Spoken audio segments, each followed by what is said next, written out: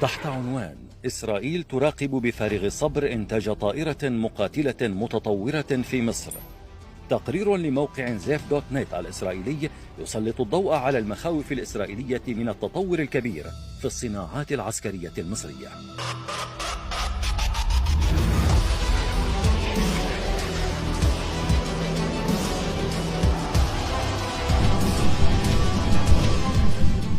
التقرير أوضح أن مصر تخطط لإنشاء مدرسة فنية متخصصة في إنتاج الطائرات، وأن تل أبيب تتابع بقلق الخطوات الجديدة التي اتخذتها القاهرة لتصنيع طائرات مقاتلة، مؤكدا أن هذه الخطوة تعتبر تقدما هائلا في صناعة الأسلحة بمصر.